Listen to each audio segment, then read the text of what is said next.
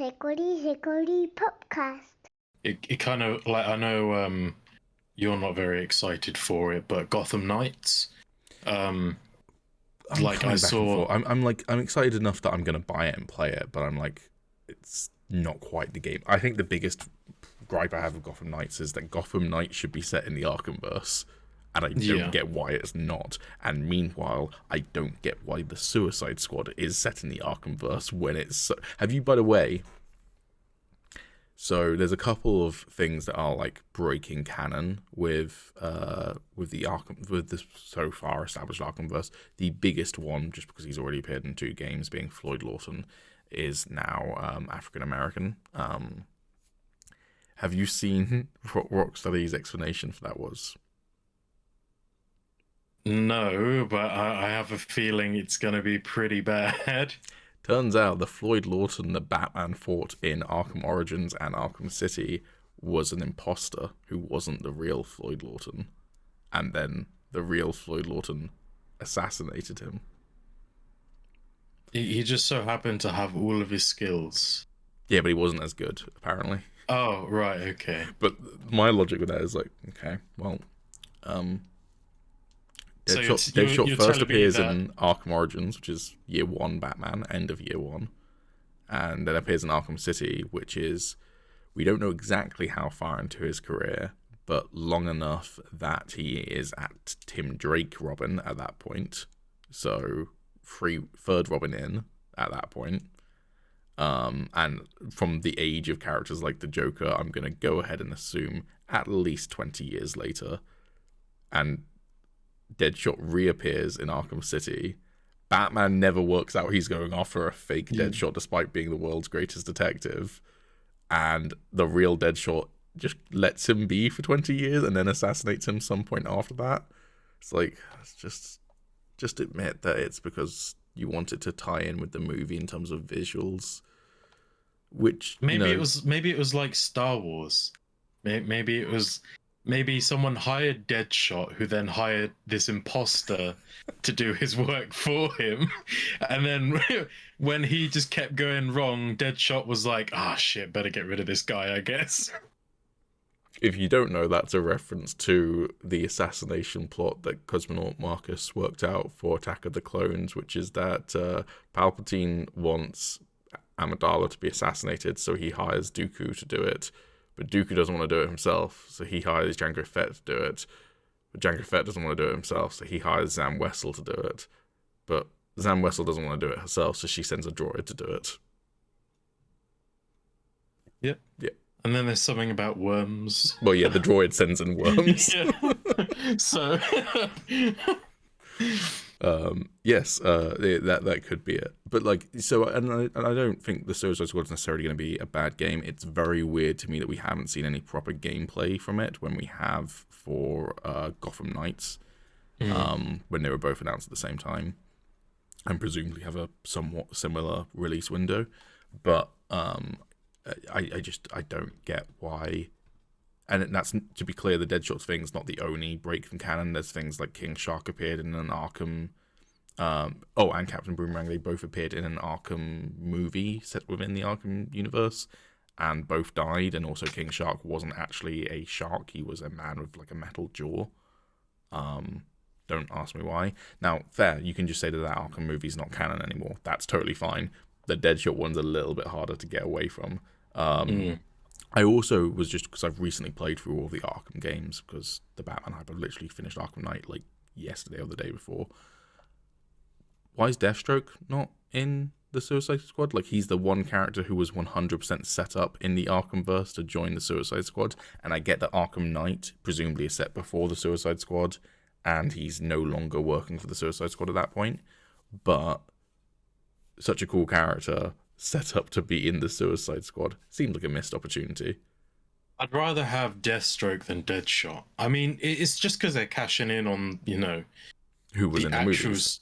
Yeah, because that's who people are going to know more, whereas Deathstroke is just way cooler and pretty much just as good, maybe even better. And nobody gives a shit. Maybe we'll get some DLC characters or something like that, but it just seemed like a bit of a weird choice to not have him in there in any. I mean, maybe he's in the game as an NPC or something, but it just seemed like he's the one you used to set up that organization in this video game universe. Admittedly, a long time ago, because Arkham Origins was what, like 2014 probably, something around there probably. Yeah. But yeah, anyways, but so for me, Gotham Knights looks actually more interesting to me than the Suicide Squad. I just don't super like the numbers appearing over people's heads in games, but I can get past that. And it's weird to me that live it's not service Arkham. Stuff is weird. Yeah, and it's weird to me that it's not in the Arkhamverse, but that's not a deal breaker for me. The other thing I thought was a bit of a shame is that apparently it's only 2-player co-op, and I was like, I get it on the one hand, because like 4 players taking out a like warehouse of goons is going to be very easy in that sense, but it seems like a missed opportunity to not have you be able to be in a group with all 4 of those characters, even if it's just like you can only team up for big events where you're taking down a supervillain or something like that, where you could all 4 come together. That would still be cool, I think. But again, that's a minor gripe.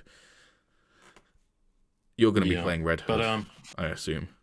Oh yes, I don't know. Of course. I keep on flicking between Tim Drake and Dick Grayson. But I will say, one other thing I didn't super like, but again, this is my personal taste for the DC universe, and I get that the DC universe has stuff that is fantastical like this. I don't love the fact that Robin can fucking teleport using a Justice League satellite, but if I play as Robin, I just won't use that ability ever.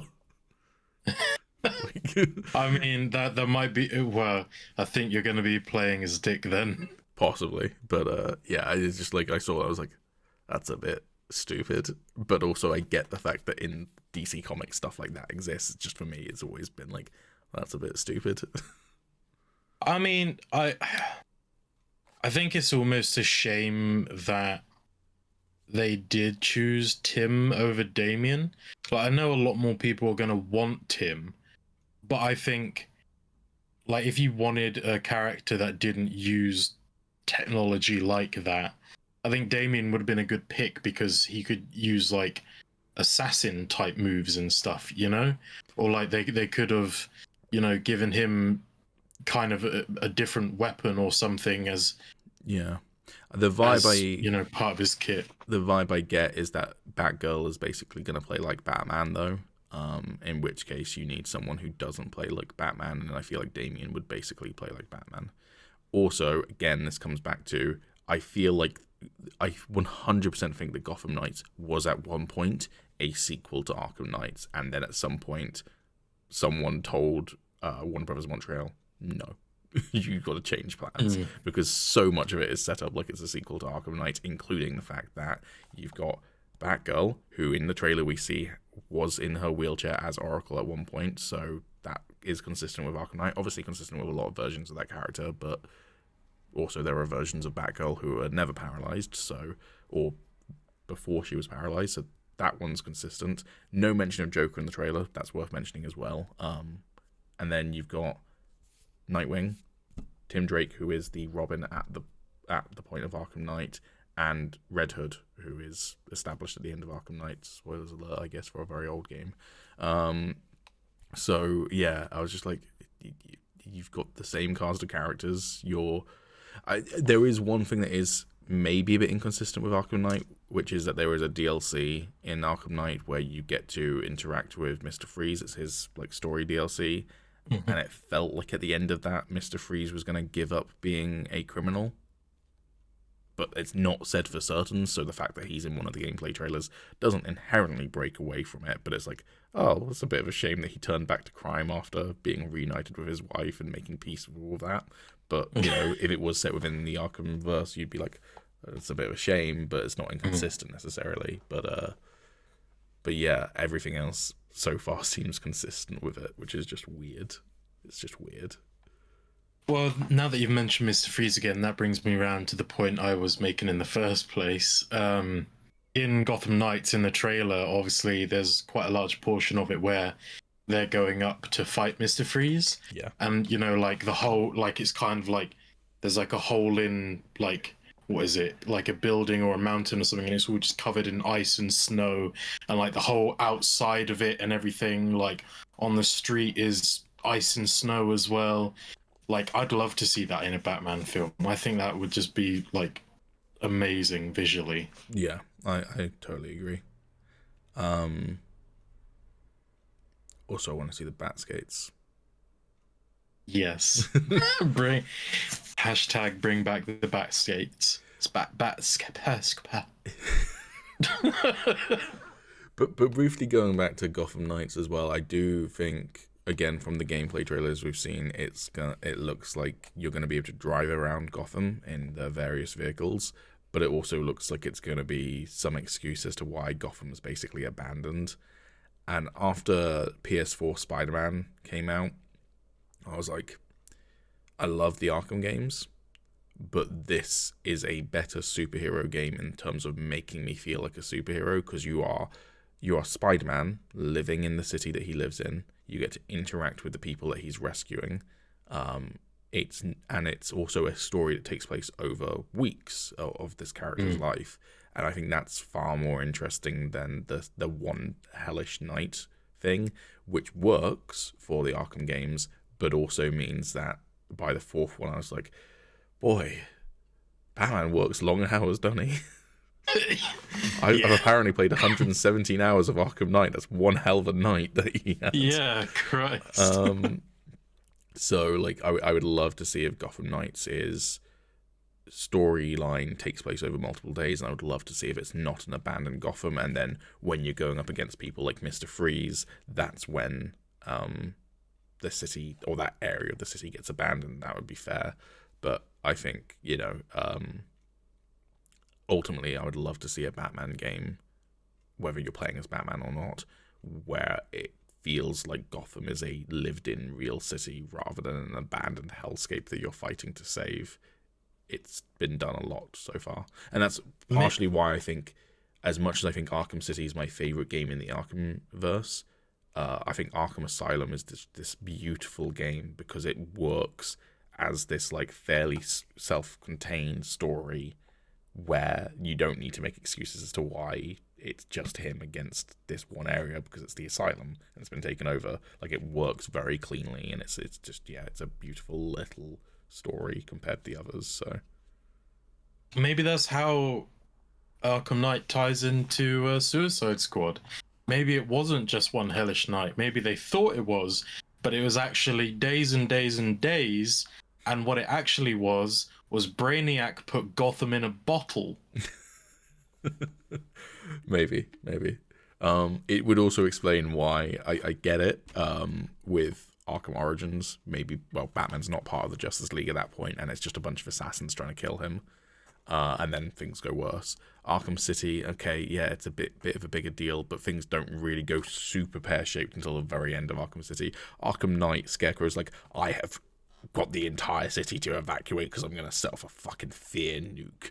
And, like, the rest of the Justice League are like, yeah, Bruce has got this. Yeah. They're just like, oh, Scarecrow did our job for us. I mean, all right, cool. Yeah, like cool, he's got this. Superman's like, I could theoretically fly into Ace Chemicals, steal that bomb, and just fly it up into space. Bruce has got it. But then that's inherently the problem with any of these like solo stories where things get really, really bad. It's like, where's everyone else during this? It's like, in Spider-Man No Way Home, it's like things are getting real bad at the end of that film, and it's like everyone else is like, Sam is just like, well, Tony doesn't pay my paycheck anymore, so but yeah, I mean, it's a minor gripe, and I'm sure Superman was busy with other bullshit, but yeah. See, he was outside of the bottle. Well, exactly. But then they have to explain how Harley Quinn got out of the bottle, because she's in Gotham during Arkham Knight. Well, maybe Superman and the rest of the Justice League destroyed the bottle, so then Gotham popped back out, and then that's when they got taken over by Brainiac. So then it's down to the Suicide Squad to handle it. Yeah. See, got it all figured out. You got it all figured out. Also, I wonder whether, do you remember Arkham Knights like true ending, which I'm fine with hidden endings. It pisses me off when you finish a game. It's like, oh, but you didn't do all the Riddler stuff. Do all the Riddler stuff to get the true ending. It's like, no, fuck off. Do like it's a post-credit scene. Don't call it the true ending if it's like that, because I want to beat the game and get the true ending, not 100% a bunch of fucking riddles. I've never 100%ed any of Riddler stuff. It's too much bullshit. But do you remember that ending? It's not the Nightmare Bat, is it? Yeah, that's it. Oh, it is, right. Do you think that that's going to show up in any way in the Suicide? Like, do you think that's going to be relevant at all to the Suicide Squad? No. It was very much like, that's the future of the Batman, is this weird nightmare hellscape thing. It's like, maybe Brainiac didn't go after Batman because he's dead, and then he shows up and he's like, yo, I'm a nightmare bat now, woo, fear toxin.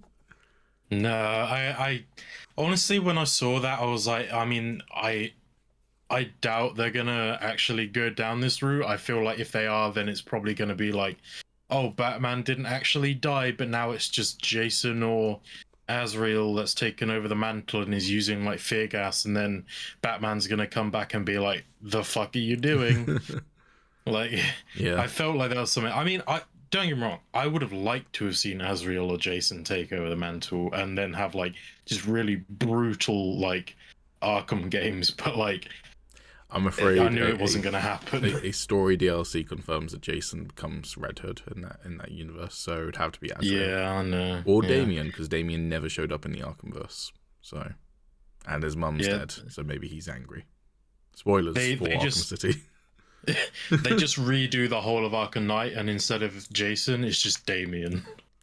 Yeah, I mean, I think that's the one gripe. So I don't love Arkham Knight in some ways, and in other ways I love it. I think visually it's beautiful. Storyline is pretty fucking solid. Voice acting, as per usual, is great. I particularly love, I can never remember the actor's name, but he's the guy who plays Denethor in Lord of the Rings. He's the voice actor of Scarecrow in Arkham Knight, and he just eats that content up. He's so good in that role. Completely different to Arkham Asylum's Scarecrow voice actor, which is much more like, ooh, I'm high-pitched and I'm Scarecrow, and it's like, all who follow you will abandon you. It's like the super gravelly, like, yeah, it's great. But I do have one gripe with the story, which is that genuinely, when going into Arkham Knight, for the first time, at least for me, I didn't know who the Arkham Knight was. I had suspicions, but I didn't know.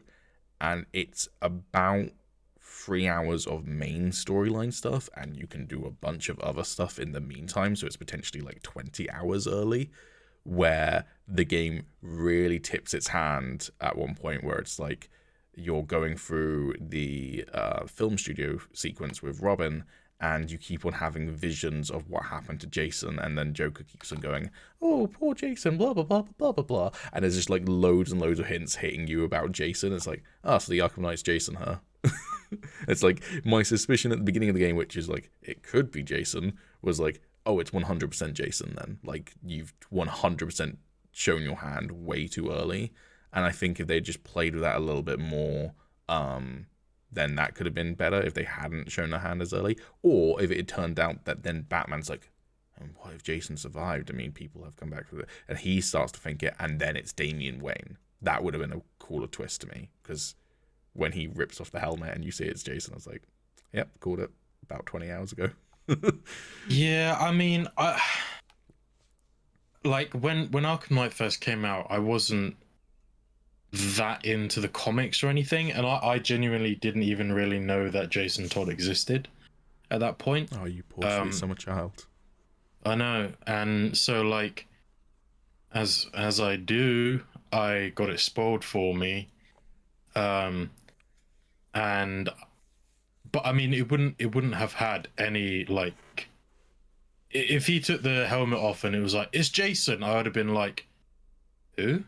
I mean, the game does explain who Jason is, though, before you get to that point. Yeah, I know, but like, still, I wouldn't have like I wouldn't have felt satisfied with that Okay. because I would have wanted to have known who it was beforehand. But from that perspective, I was just like, oh, well, then maybe, you know, Batman is obviously like, because obviously the Joker is just basically his hallucinations, right? And So, it's like taking over his mind, which I thought was a really yeah, cool way to keep Joker in that story. but like all of his thoughts are still his own. So I was like, oh, well, it's just Batman suspecting that it's Jason, and but like all the time he just straight out wants to believe it, and he kind of like writes it off as like the Joker just like, you know, just playing tricks on him in his own mind. And so like I really like that because it was Batman being at odds with his own intellect.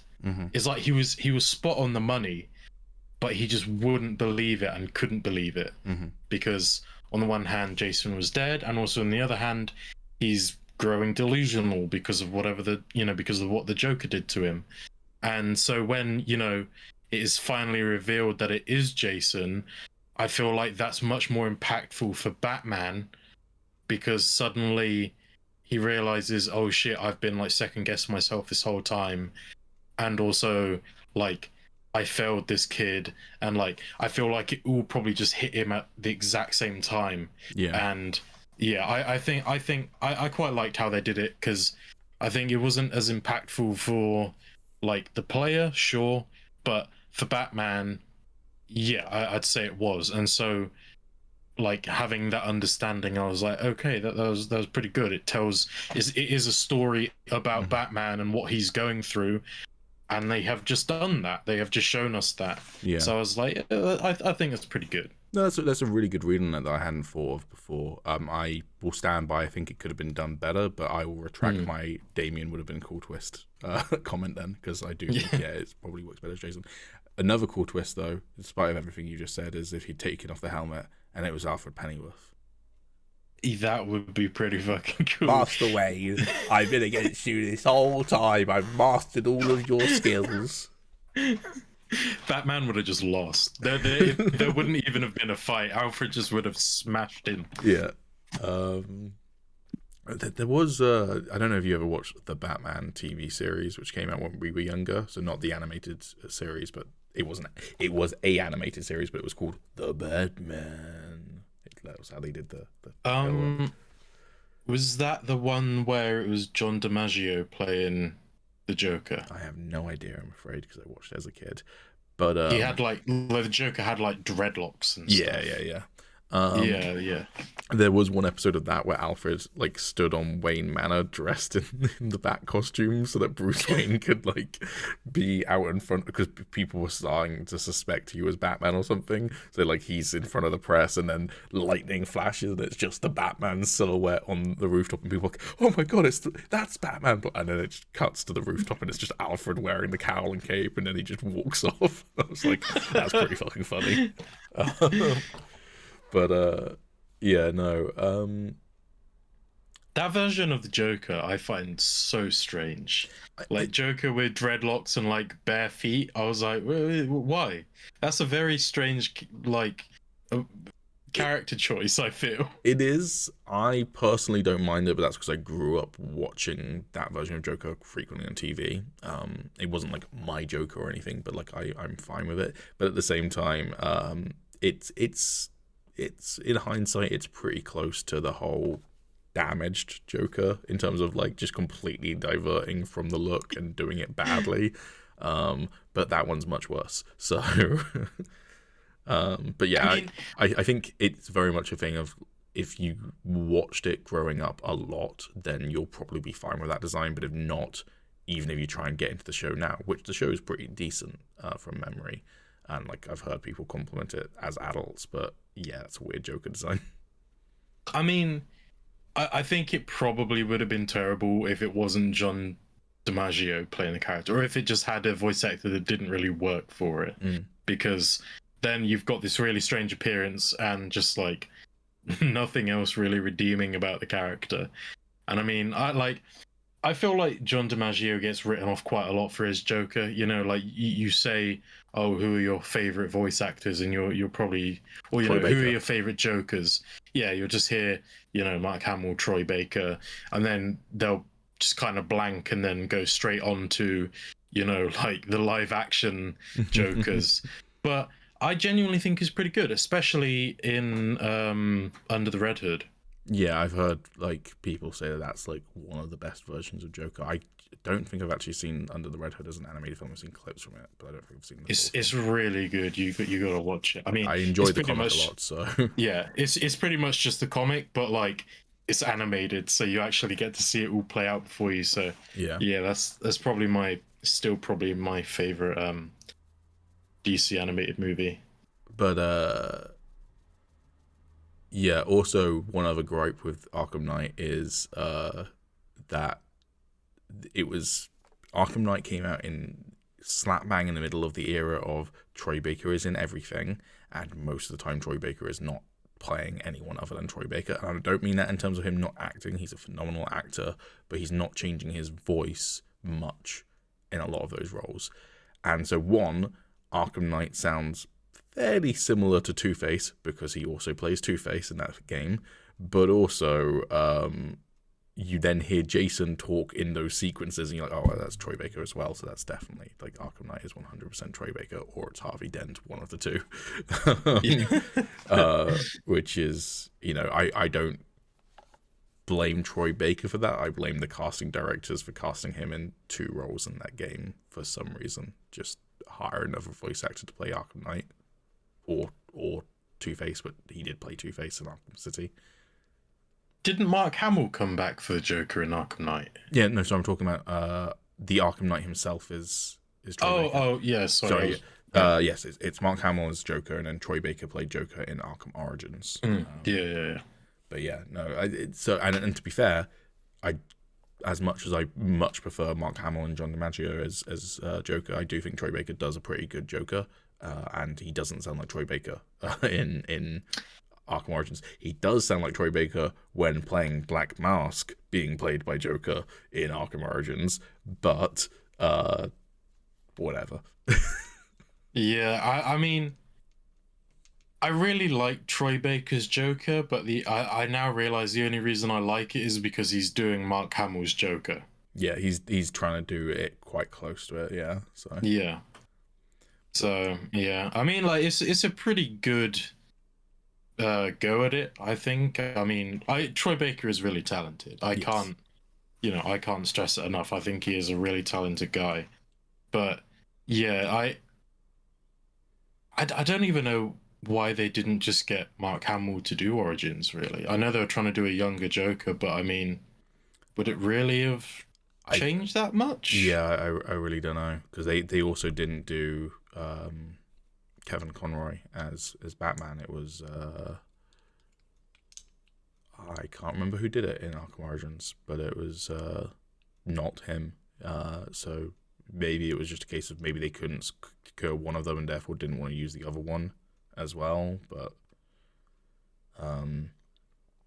yeah, again, I completely agree with you. I think Troy Baker is a phenomenal voice actor. My gripe with that era of video games is that he was in nearly everything, and it felt like the directors were not giving him much of a direction in terms of how to change his voice. So a lot of his characters are, and to be clear, you don't have to completely transform your voice to do voice acting, because it's simply, you know, not every single performance of an actor in live action is Colin Firth disappearing into makeup as the Penguin. Most of the time, you can recognize the actor as someone who's also been in something else.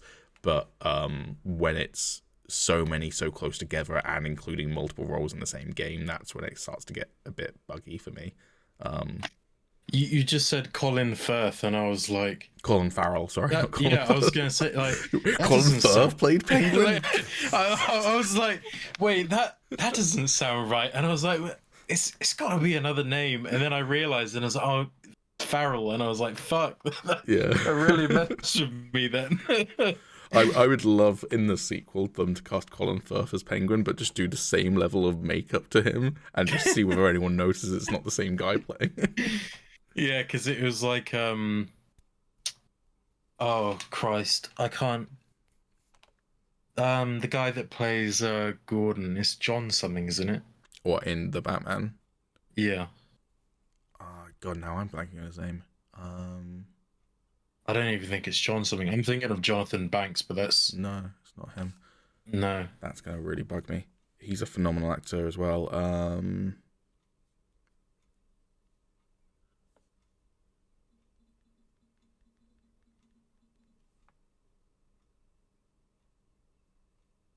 Jeffrey Wright, of course it is. Jeffrey Wright. Oh fucking hell. Blanking on names today. Yeah.